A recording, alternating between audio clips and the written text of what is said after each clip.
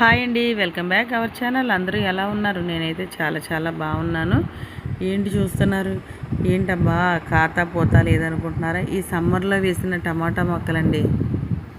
ఇవి పూసినాయి కానీ సరిగ్గా లేదు. క్రాప్ అనేది చాలా తక్కువ వచ్చిందండి. సమ్మర్లో మనం ఎంత కేర్ చేసుకున్నా మనం ఇవి పనిచేయలేదండి. మన పైన షేడ్ నెట్ శారీస్ కూడా పాత ఉంటే వేసాను ఆ పందిరికి. అయినా మనం దాన్ని ఎక్కువగా ఎంత కేర్ తీసుకున్నా అవి సపోర్ట్ చేయలేదు. చూస్తూ ఉంటే పేకాలన్నా ఏదోలా అనిపిస్తుంది. కాకపోతే మళ్ళీ మనకి క్రాప్ కావాలి కదా, వేరే కొత్త మొక్కలు పెడదామని పాత మొక్కలు ఒక 2 ఉంచి మిగతా అన్నీ తీసేస్తున్నానండి. అది తీస్తుంటే మంచి ఫ్లేవర్ కూడా వస్తుంది. టమాటా చాలా బాగుంటుంది, ఫ్లేవర్ కూడా చాలా బాగుంటుంది. దీనికి కర్రలు సపోర్ట్ ఇచ్చాను. దానివల్ల మన కర్ర సపోర్ట్ ఎంత ఉందో అంత లాంగ్ కూడా ఎదుగుతుందండి. పాదులాగా ఉంటుంది. బుష్ వెరైటీ కాదు, అలానే మరీ క్రీపర్ కాదు, చక్కగా మీడియంగా ఉంటుంది. మన దగ్గరలో ఒక 5 అడుగుల్లో పందిరి వేసుకుంటే చక్కగా ఎక్కుతాయండి టమాటాస్. అయితే మనకి నిత్య అవసరాల్లో కావాల్సింది టమాటా, పచ్చిమిర్చి కదా. వంగ ఈ సంవత్సరం పొడుగునా పెంచుకోవచ్చండి. ఉన్నాయైతే సీజనల్గా ఉంటాయి కాబట్టి ఈ మొక్కలన్నీ తీసేసి, అంటే మనకి టైం ఉంటే ఈ మడి కూడా ఆరబెట్టుకుంటే ఒక 10 డేస్ అలాగా చాలా బాగుంటుంది. మనకి టైం ఏమీ లేదు. అందువల్ల పీకేసిన వెంటనే కూడా నేను మొక్కలు తీసుకొచ్చేసాను ఆల్రెడీ ముందే. అందుకని తీసిన తర్వాత మొక్కలు వేసేస్తున్నానండి. కొన్ని స్టిక్స్ కూడా ఉంచేసాను, కొన్ని తీసి పక్కన పెట్టాను, కానీ కొన్ని అలానే ఉంచేసాను.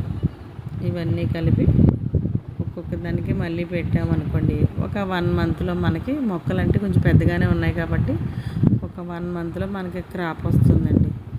మనం బలానికి లిక్విడ్స్ అవి ఇచ్చుకుంటూ ఉంటే అవి చాలా బాగా గ్రో అవుతాయి అన్నమాట. ఇలా నేనే కాదండి, మీరందరూ కూడా పెంచండి. కుండీలు లేవు, మొక్కలు లేవు అనుకోకుండా మనకి పెంచాలనే ఇంట్రెస్ట్ ఉంటే ఎందులోనే వేసేస్తాం మొక్కలు. అలా వేసుకోవాలనే నేను చూపిస్తున్నాను. ఎక్కువసేపు మనం ఇబ్బంది పడిపోవాల్సిన అవసరం ఏమి ఉండదు.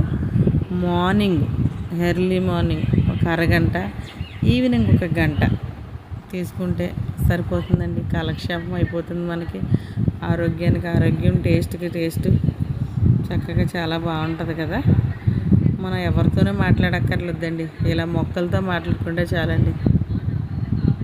ఎవరైనా నచ్చినా నచ్చకపోయినా బయట వాళ్ళతో మాట్లాడి ఏదో ఒకటి అంటూ ఉంటారు. అలా కాకుండా చక్కగా మన మొక్కలతో మన కష్ట సుఖాలు కూడా మాట్లాడుకోవచ్చండి.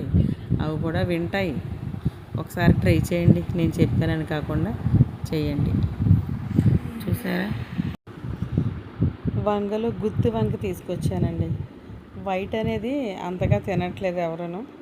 అందుకని మనం తినేవి మాత్రం వేసుకుంటే బాగుంటుంది కదా. ఏదో అందరూ వేస్తున్నారు, అన్ని రకాలు వేసేసినా మనం వేస్ట్గా దానికి పని వేస్ట్ అయిపోతుంది. మనకి ఎవరు తినము. మనం పెంచుకునే మొక్కల నుంచి వచ్చే క్రాప్ ఏదైనా చాలా టేస్ట్గా అనిపిస్తుందండి.